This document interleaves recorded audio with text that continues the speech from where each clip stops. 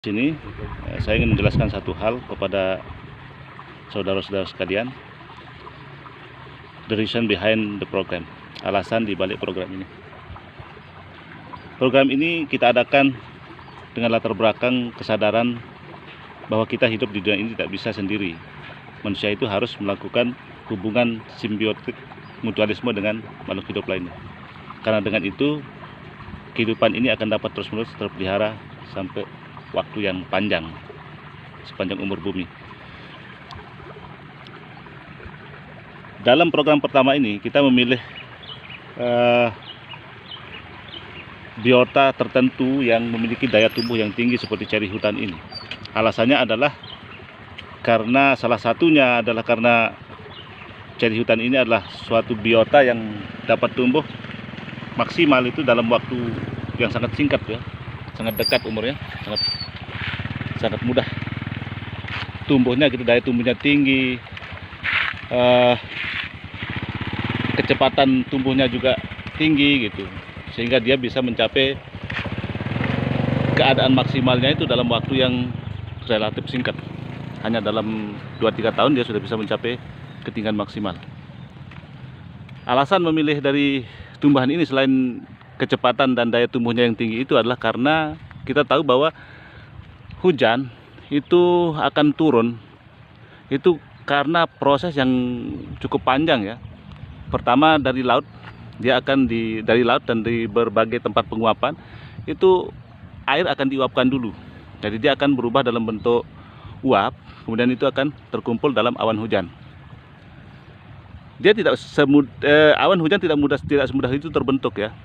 Dia juga membutuhkan satu syarat tertentu yang hanya bisa didapat umumnya bisa didapat itu dari laut, yaitu dipecah di ombak ya, di ombak yang ketika dia membentur sesuatu ada buih-buih di situ, kita lihat putih buih itu akan pecah, buih itu akan menimbulkan apa yang disebut sebagai aerosol. Ini bukan uap ya, aerosol itu bukan uap. Aerosol itu adalah partikel air yang kecil. Jadi di situ dengan partikel itu dia akan mengkondensasi uap-uap yang tadinya kita dapat dari penguapan yang dihasilkan oleh panas matahari. Jadi bersama dengan aerosol, uap itu akan terkondensasi atau mengembun di sana. Terbentuklah titik-titik air.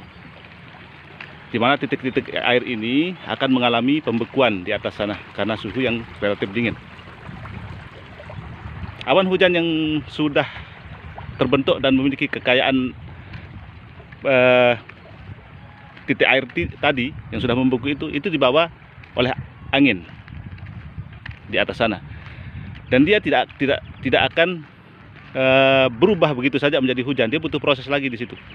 Dia membutuhkan satu zat tertentu yang akan membuat dia mencair kembali, yang dimana zat itu kita bisa dapat dari ujung-ujung daun ya, yang didistribusikan oleh ujung-ujung daun dari pohon-pohon yang mencapai ketinggian maksimal. Nah, kenapa hanya pohon-pohon tertentu saja yang mampu mengeluarkan zat itu ya? Memang ada sih di tempat-tempat lain juga bisa mengeluarkan itu, yang secara alami maupun tidak alami bisa mengeluarkan zat tersebut. Tapi umumnya kita selalu lebih secara persentase umumnya alam ini akan mendapatkan dari hutan yang memiliki vegetasi yang lebat dengan ketinggian pohon yang sudah mencapai maksimal di situ. Jadi syarat untuk bisa mendapatkan ini harus banyak vegetasi secara alaminya. Jadi pohon yang tinggi itu, pohon yang sudah mencapai ketinggian maksimal maksudnya, di ujung-ujung daunnya itu akan mengeluarkan emboli ketika daya sedot dari daun itu dalam rangka membantu kapiler batang dalam menyedot air tanah itu sudah mencapai tahap di mana dia sudah tidak mampu lagi melakukannya. Nah, sehingga pohon itu hanya tumbuh sampai di situ. Dia mencapai ketinggian maksimal yang saya sebut tadi.